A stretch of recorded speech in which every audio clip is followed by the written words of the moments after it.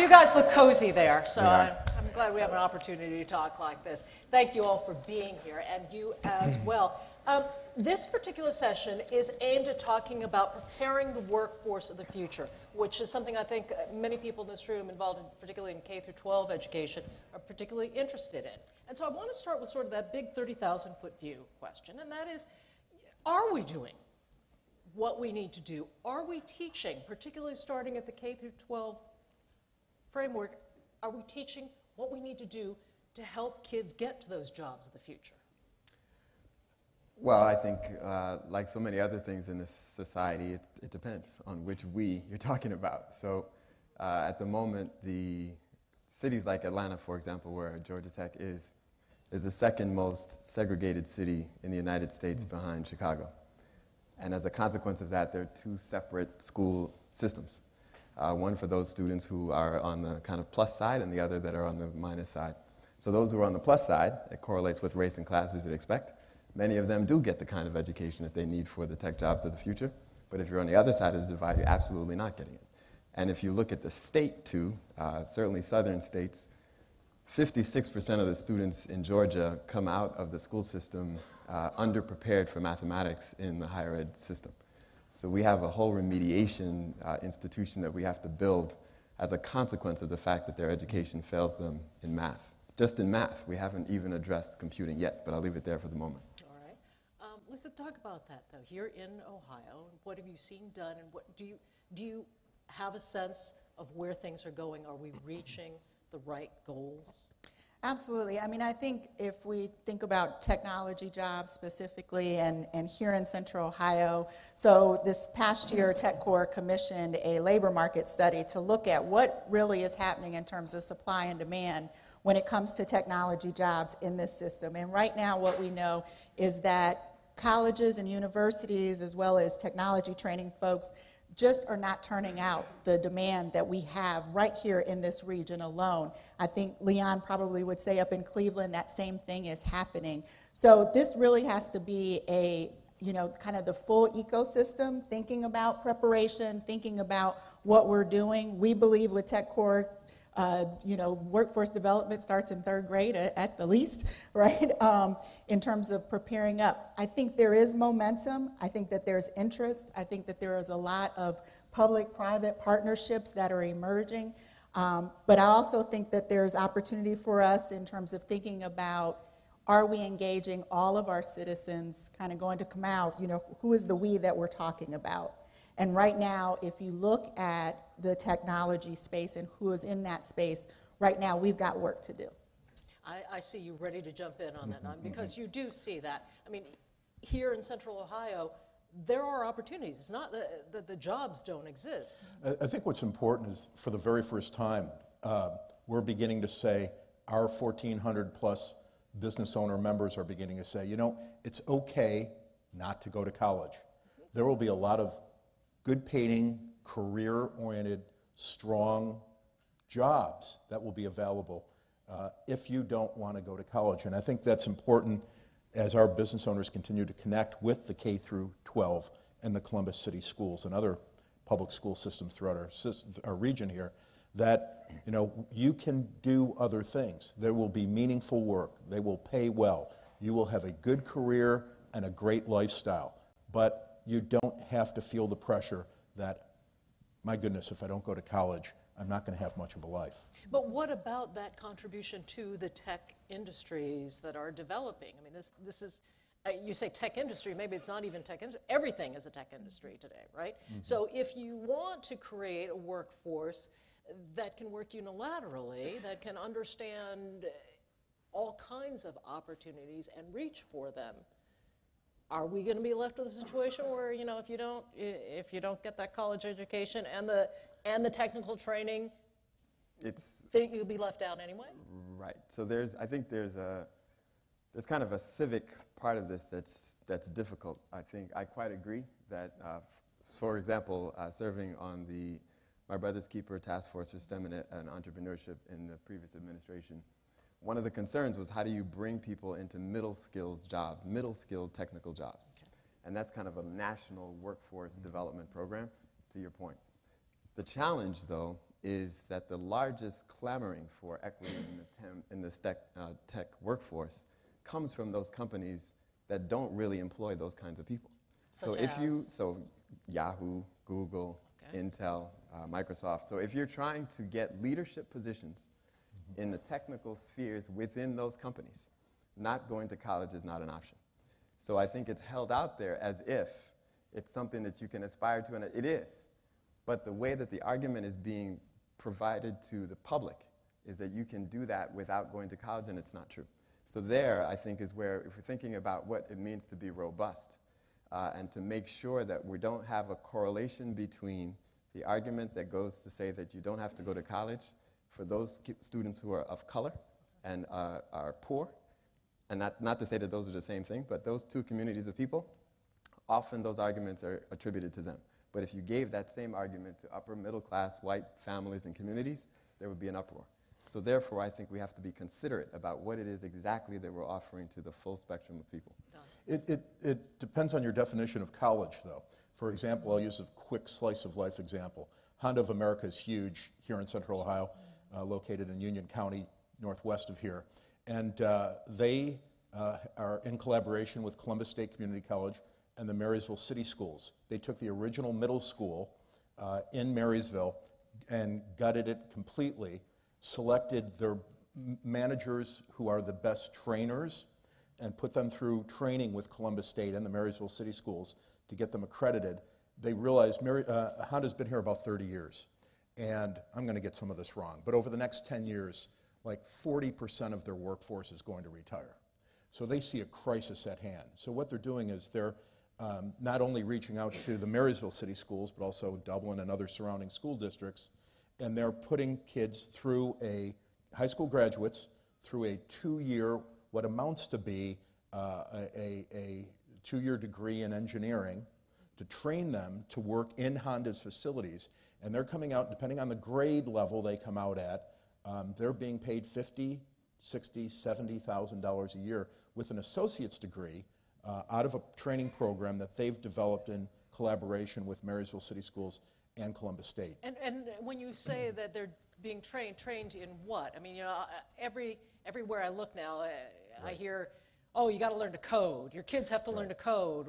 The solution here is teach everybody coding. Well, Grandma, go and learn how to code. They're primarily trained to work robots to manufacture automobiles, but also design and other aspects of everything involved in what it takes to manufacture a car. But most of it is robotics training, which will also be highly sought after, you know, as we move forward. Now, this isn't to the level that you're talking about. These aren't Google jobs, but they're still very, very important jobs. They're very high paying, great benefits, and will lead to great lifestyles for these kids as they move forward.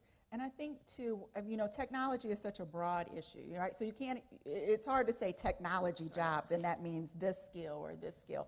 You know, that you really do need to look at what is the regional need in the market and to think about what are the strategies. So if we know here in Central Ohio, software developers, that's kind of the #1 job. Right behind it is computer support specialists. So maybe for that role, you don't necessarily need a 4-year degree starting out and can get into those employers. But again, that really takes looking at what is our region really, what does the data tell us that our demand is, and then how might we begin to build opportunities and pathways that can connect our kids and our citizens to those opportunities. Do we know what that is in Central Ohio right now?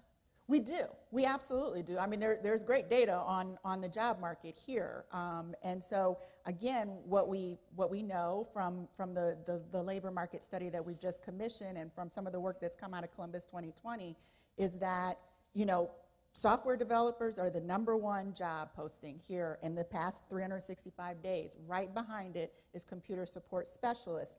The other thing, Joey, that you mentioned is, so here, unlike the West Coast, our technology employers are hidden, right? So we don't have Google, and we don't have Googleplex. Right, you know, whatever. But we have J.P. Morgan Chase, and we have Nationwide, and those are our large technology employers here in that community.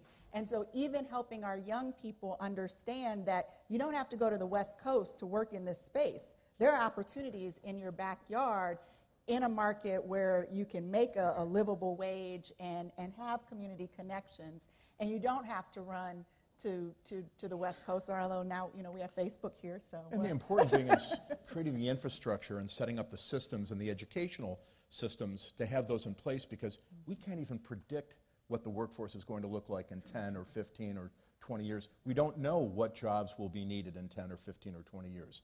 It's going to evolve so quickly but we have to have the system in place, the educational system. The businesses need to be communicating with the educators, with our schools, so that we can prepare and we can move quickly to prepare that workforce for the future needs. Do we have enough people doing that thing that you mentioned earlier that Honda's doing?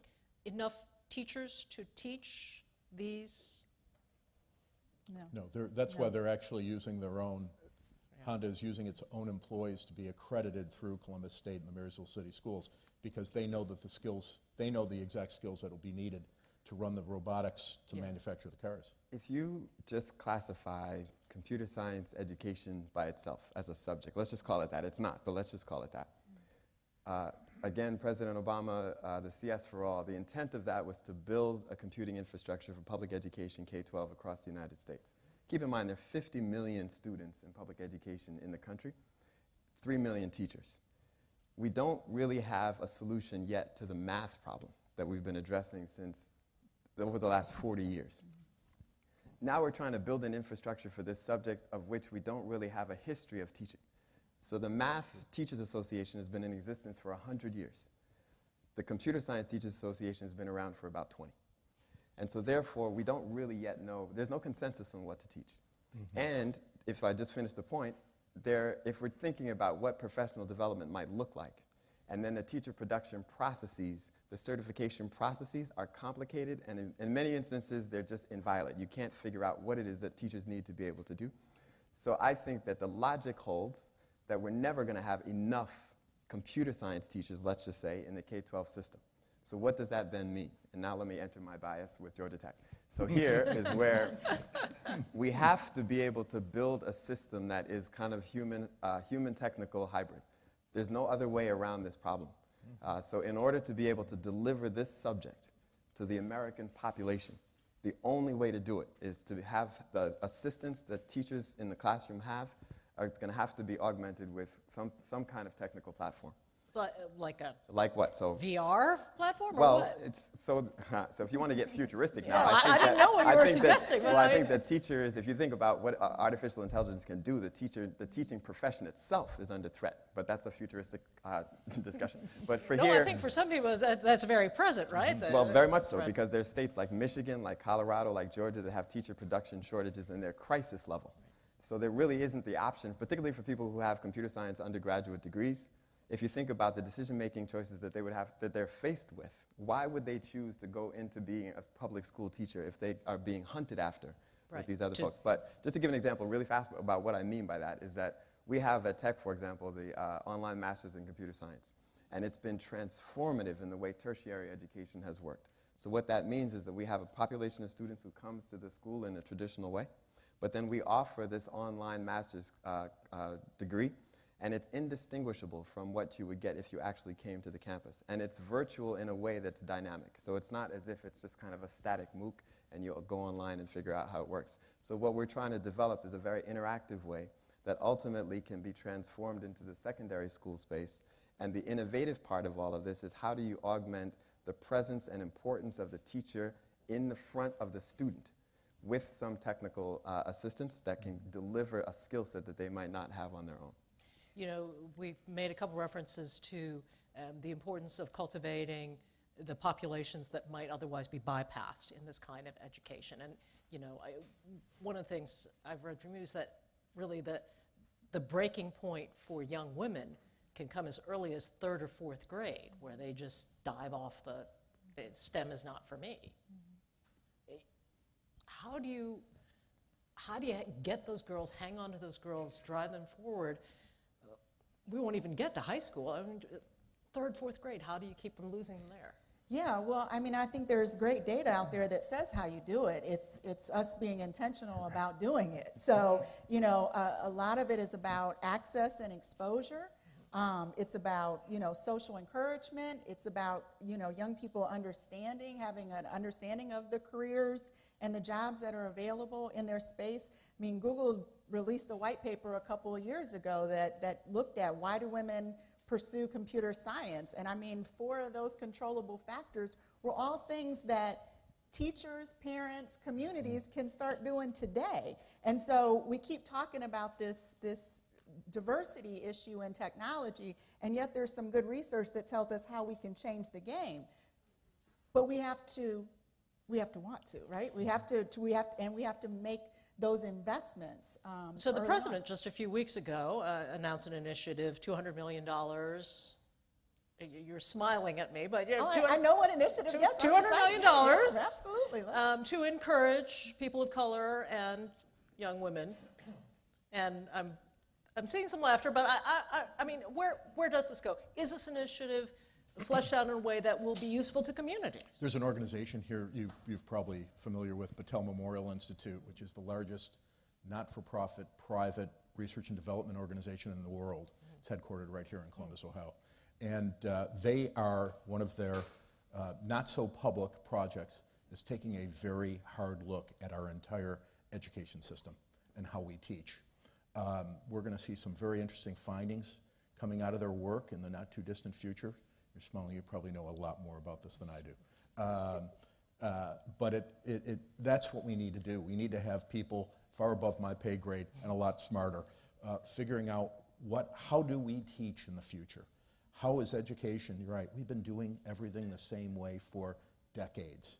And how do we create the capacity to turn on a dime as the needs change for the types of workers that we have to turn out of our education system? And two, you know, I think here, and again, specifically in the state of Ohio, I'm going to talk about, is we've been very focused on stuff, right? So let's get school buildings wired, let's get laptops, let's buy Chromebooks, let's get iPads. We've been focused on stuff. And then when you walk into that building and you see, oh, they've got stuff, they must be okay. Our kids must be learning what they need to learn. The next question has to be, how are we using that, right? And then once we begin asking that question, we start to see the disparity between how it's used in one school versus another. If we're just training another generation of kids to want more stuff, that is not going to help our employers find, you know, nobody is hiring and no job posting does it say, want more stuff, right? Oh, I do that, you know, I can get this job, I can be a developer. And so that's when it comes into what are we teaching? And this goes to the teacher issue, that no, we don't, Joey, the bottom line is no, we don't currently have enough teachers to deliver computer science in a way that's meaningful, in a way that coding is great, but coding is one piece of computer science, right?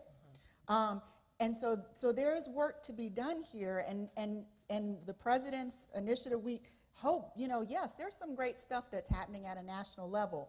We'll hope that it, you know, comes into this community, but we just have to ask that next question. We can't just stop with this focus on stuff being in our classrooms. We really need to have a better understanding about how we are teaching kids about computer science, because that's what puts them on a pathway to a job, not being able to use Microsoft Word.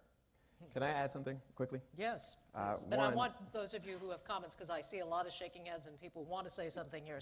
So one, just to justify my smirking, which was not a smirk, is that the CS for All initiative was a $4.2 billion suggestion to Congress to enable the Department of Education to transform the infrastructure of public education to serve computing. So $200 million, I get it. But what was there and its precedent was an actual attempt. The National Science Foundation got $140 million. We were charged with adjudicating those funds to make this the research infrastructure that would inform what it is that teachers actually do. That was a two-part punch. So it was very thoughtful. So hence my response to this current effort. But the other thing that I'd like to say, which is about, I think it's important here, the distinction between the stuff that Lisa alludes to, I think central to that is how you distinguish between equality and equity.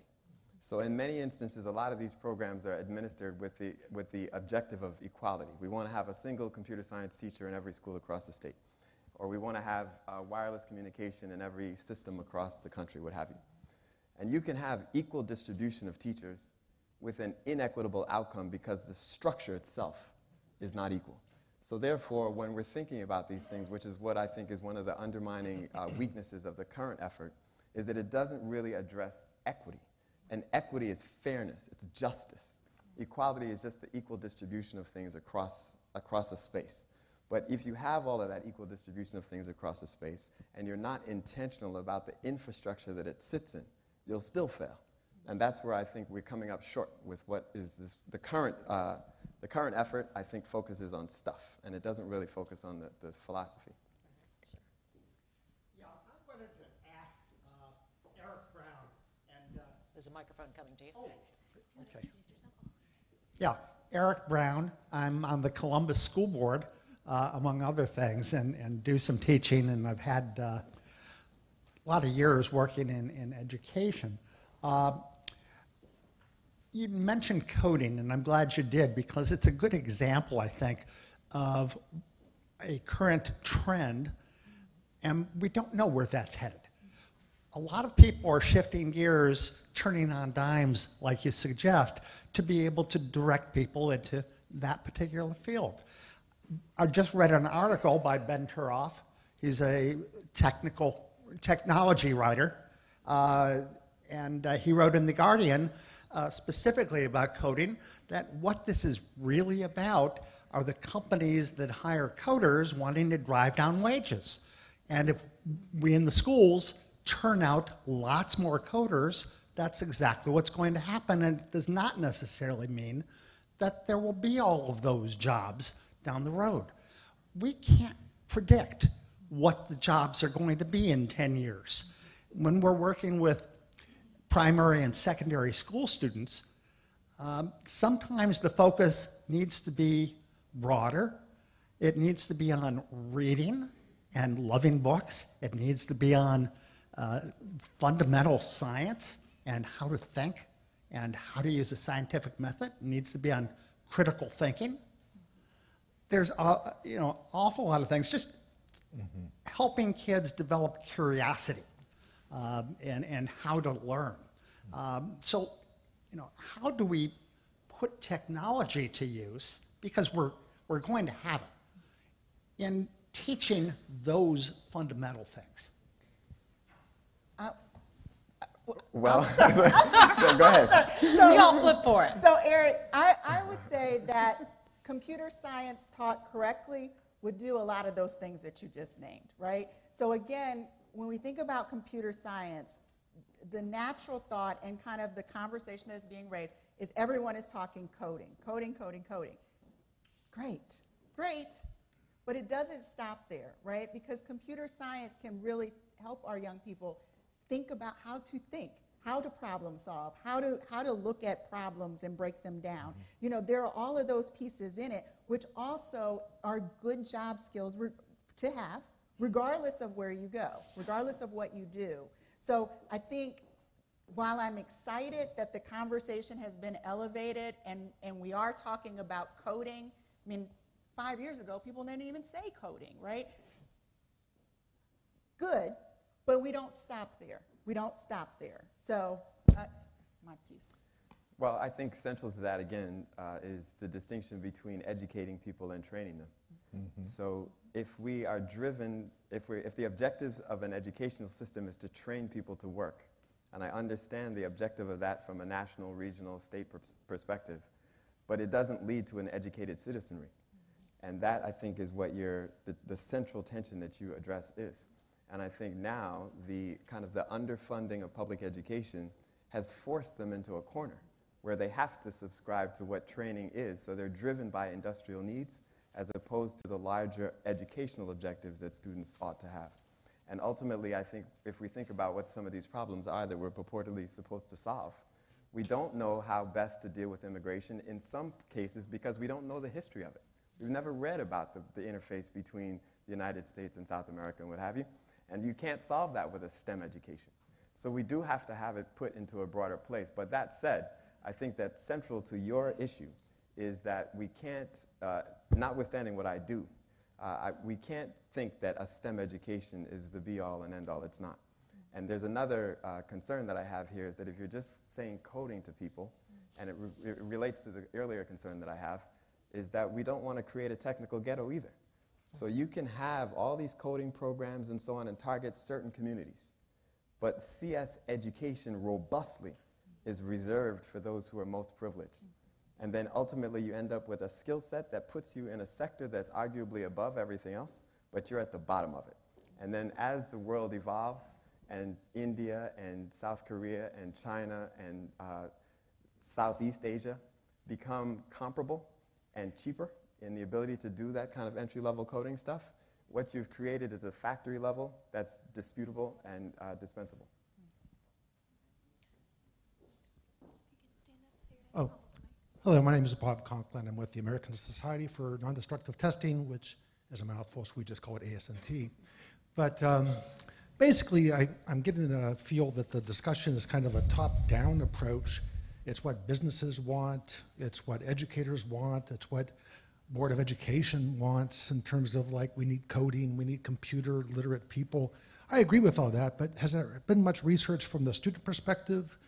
Do we have an idea, for instance, have we ever polled students, or is there a research poll where what percentage of students, given adequate resources, adequate technology, are even interested in becoming coders or computer programmers versus commercial artists or versus medical students or lawyers? Well, forget lawyers, but you know. I'll cede the time, but just in the context of higher education, at NSF we chartered a study with the National Academy of Sciences to assess the burgeoning enrollments in computer science. And at the moment in the United States, with the most select institutions, it's the #1 major. And it may be that that's just reflective of what the larger kind of, what's in the zeitgeist that students want. They all want to be that. But I would also suggest that, rightly so, I think they're interpreting this skill set as something that's ubiquitous. It's in the service of. I don't think that a lot of students want to become computer scientists per se, but they do want the skill set to enable them to do whatever they want. So therefore, I think it has become something that students themselves, just by the decisions they're making in the majors that they choose, we can see that their preferences reflected in that choice, and therefore it is something that a lot of them would like to do. I don't mean to oversimplify this, but there are laws of supply and demand, and the business community too will also contribute to this process and say, we see the need for these jobs because these are the products and the services that our customers want most. So, there's always historically been that push-pull, and that will continue. It just, we just have that gap right now, and it's got to be addressed. I want to thank all three of you for being here, and I want to encourage people, because I know there are other questions here, to seek you out and talk further to you. But thank you all for your insight. Appreciate it.